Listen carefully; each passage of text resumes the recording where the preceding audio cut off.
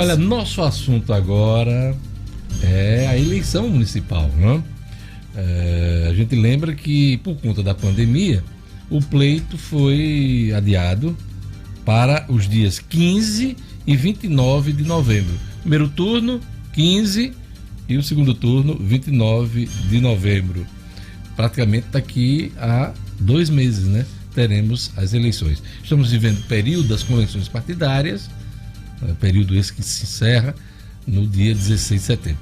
E a gente convidou o presidente do Tribunal Regional Eleitoral, desembargador Gilson Barbosa, que assumiu a Corte Eleitoral neste instante e vai presidir o próximo pleito. Bom dia, desembargador. Bom dia, Diógenes Dantas, e bom dia também, Gerlando Lima. É um prazer imenso estar aqui à disposição dos senhores para as comunicações que se fizerem necessárias. Em primeiro lugar, eu queria agradecer a gentileza da sua entrevista, um momento tão importante de preparação de um pleito. A gente sabe o tamanho, né, a engenharia que tem em torno de uma eleição. E eu lhe pergunto, está faltando muita coisa para a gente preparar as eleições aqui no Rio Grande do Norte, desembargador? Não somente no Rio Grande do Norte, mas no Brasil inteiro. O Rio Grande do Norte tem o privilégio de ser um estado pequeno e interligado através de rodovias, sem maiores problemas. Imagina o Amazonas. Eu tive ontem um contato com um juiz lá, e ele, para sair da capital, de Manaus, e chegar onde vai ter as sessões, ele vai usar barco, avião, transporte rodoviário e cavalo. Nós não temos isso. Qualquer carro nos leva ao ponto final. E temos, evidentemente, alguns problemas com essa pandemia que virou a cabeça de muita gente, do mundo, não foi só do Brasil, nem do Rio Grande do Norte. Mas o sistema eleitoral, capitaneado pelo TSE, tem tomado as providências próprias e necessárias para que nós tenhamos uma eleição, do ponto de vista de saúde, tranquilo. Vamos obedecer a todas as normas estaduais e municipais que pertinem à saúde. Nós teremos todos esses cuidados. Vou deixar que vocês façam as perguntas para eu ir respondendo. Claro. Desembargador, e aproveitando que o senhor está fazendo referência à pandemia, aos cuidados com a saúde do eleitor, e claro, e também de todos os que vão participar da eleição, o TSE estabeleceu protocolos rígidos, e eu queria que o senhor destacasse os principais protocolos para que se evite aí qualquer tipo de problema para o eleitor. Certo. O TSE estabeleceu algumas normas rígidas por necessidade, e outras poderão vir ainda, e algumas poderão ser suprimidas daqui para lá, vai depender muito da evolução dessa situação. A primeira que eu salientaria, vamos começar a eleição com 1 hora mais cedo, para que tenha mais tempo e menos pessoas e dificulte a aglomeração. E também dando, não privilégio, mas uma oportunidade melhor aos eleitores com mais de 60 anos, certo? Então vamos começar 1 hora antes.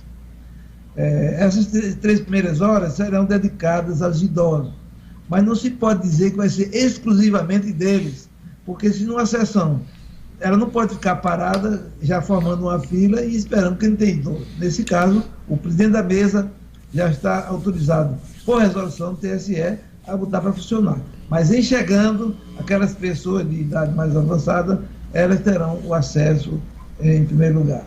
Vai ser o uso do álcool gel líquido, a Justiça Eleitoral vai fornecer, de forma que terão cuidado tanto para os eleitores quanto para os serventuários e mesários.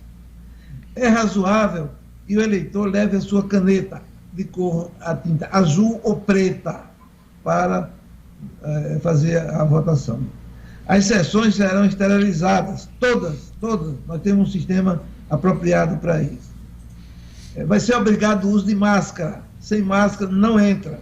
E para isso, nós pedimos a colaboração de todos os eleitores, das pessoas, e a imprensa pode ajudar a comunidade a obedecer essa regra, porque isso é bom para todo mundo.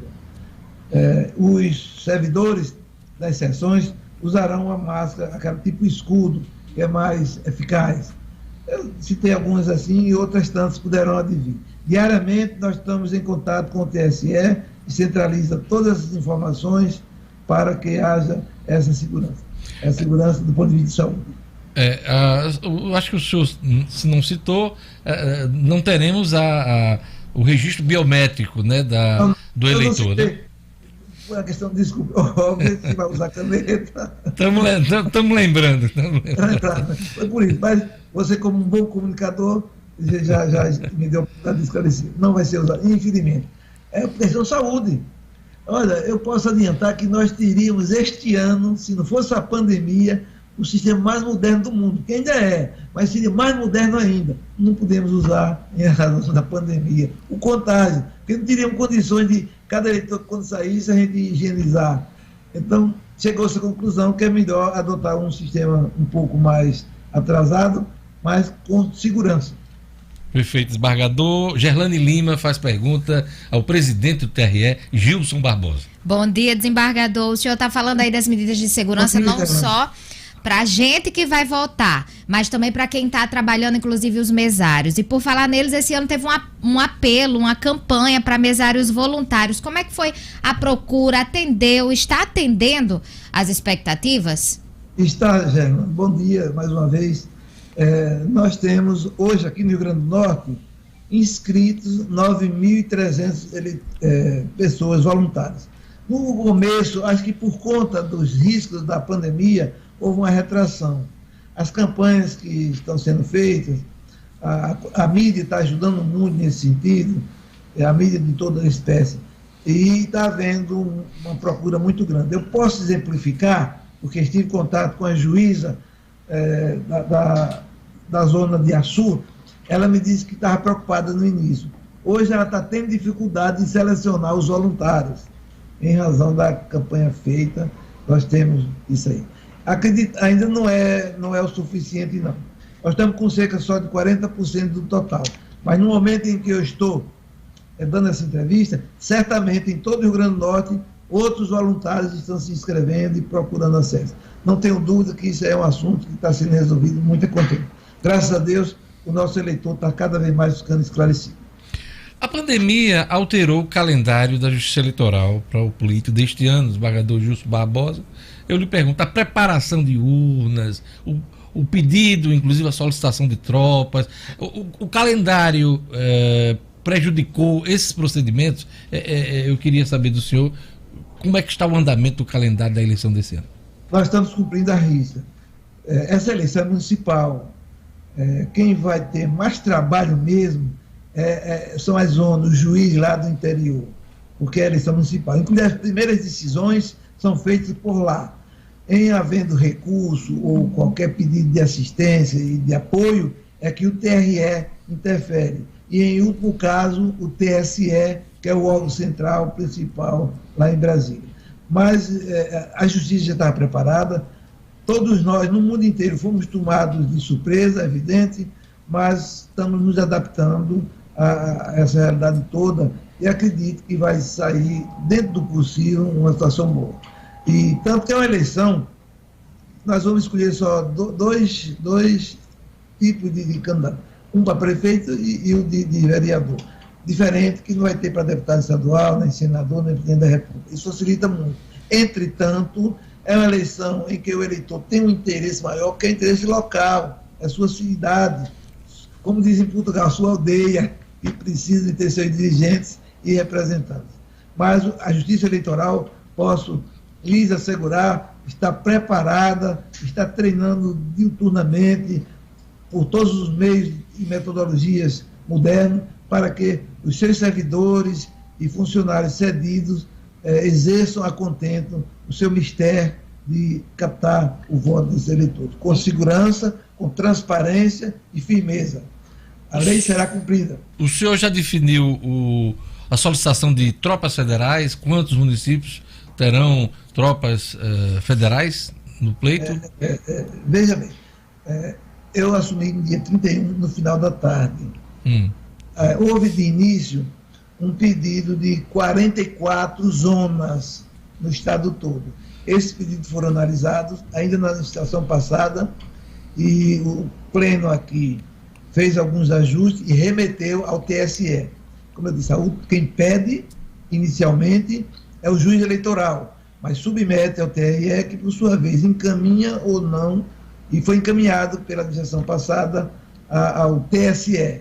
E lá o ministro Barroso mandou processar, fazer as análises técnicas, consultas, tudinho. A gente está aguardando só o resultado para saber. Poderá um município que não foi incluído, ou melhor, zona, que corresponde mais ou menos ao município, ser incluído agora. E pode alguns dos que foram pedidos não ir. Entendeu? Isso depende muito da análise técnica do assunto. Gerlane. Desembargador, outro desafio em relação às eleições é a questão da fiscalização. Como é que o TRE tem se preparado para essa fiscalização? E tem um aplicativo que o eleitor também pode fiscalizar, não é isso? Pode. Eleição é algo que é um instrumento de democracia. E nós vamos usar todos os meios possíveis, tanto os nossos, da justiça, como também popular. Tem os meios de comunicação, a imprensa também tem uma contribuição valiosíssima e uma obrigação até ética de fazer as denúncias do que está errado, e nós vamos apurar. Eu digo sempre, nós seremos intransigentes no cumprimento do dever legal quanto a isso aí. Não temos interesse em afrontar ninguém, mas não seremos deixar de ver os erros cometidos. O Ministério Público também está atuante com todo o seu instrumental, e nós vamos usar para a segurança pública. Agora, eleição não é guerra, é um ato cívico, é uma obrigação legal e constitucional. Nós, servidores da Justiça, vamos trabalhar ao máximo, mas é preciso também que tenha a compreensão dos eleitores, da população em geral. Quando digo isso, envolve a imprensa, envolve todo mundo. Eu acredito que um dia nós vamos chegar ao ponto em que do seu celular, se fosse o caso, você votaria trabalhando, seria ideal isso, não houvesse essa movimentação tão grande. Vocês não têm ideia de quanta gente vai ser envolvida para fazer uma eleição dessa, mas o povo é a fonte primeira e primária do poder, e nós vamos respeitar isso e fazer valer essa decisão. Para isso, nós não temos medida. E a Justiça Eleitoral está pronta para atuar na hora que for necessário. Desembargador Gilson Barbosa, presidente do Tribunal Regional Eleitoral.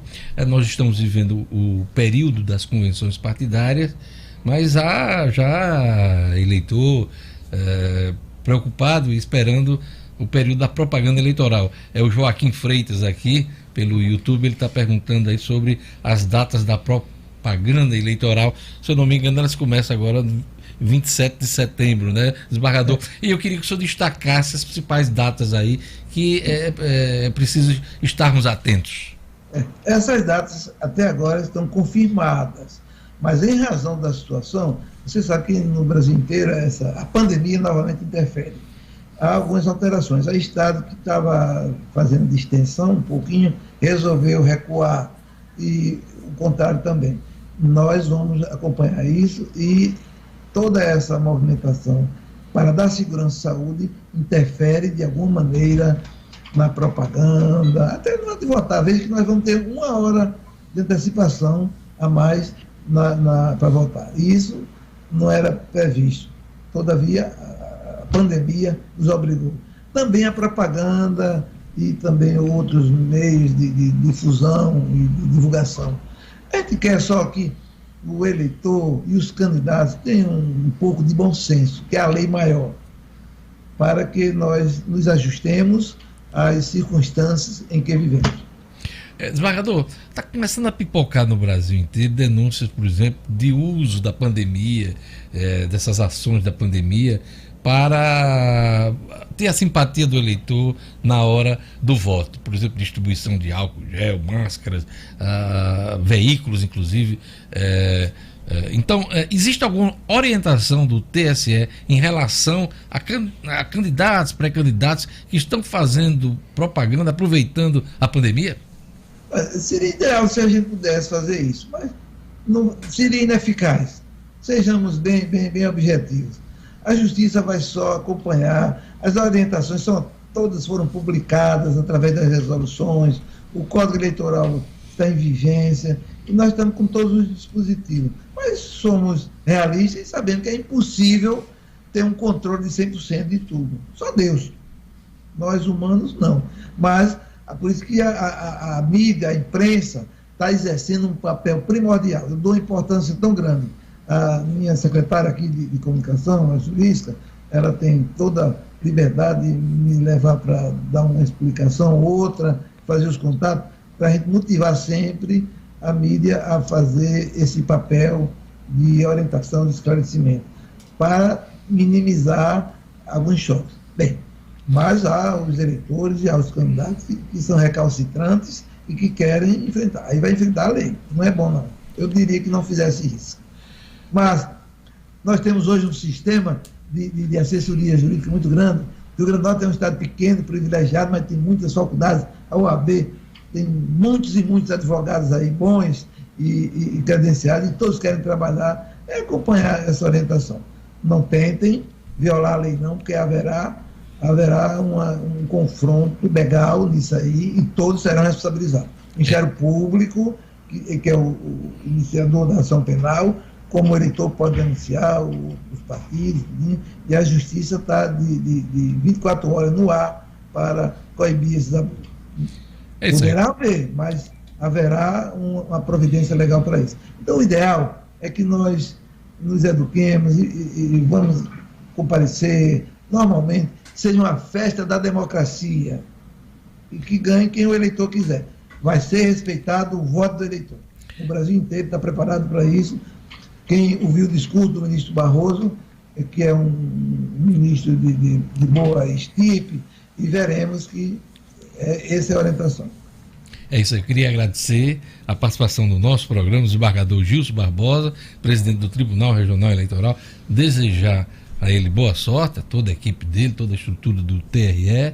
Queria também cumprimentar a nossa querida colega Julisca Azevedo, que agora assessora o Tribunal Regional Eleitoral, presidente, desembargador.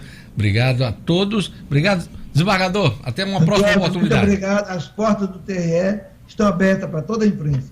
É isso aí. Muito obrigado.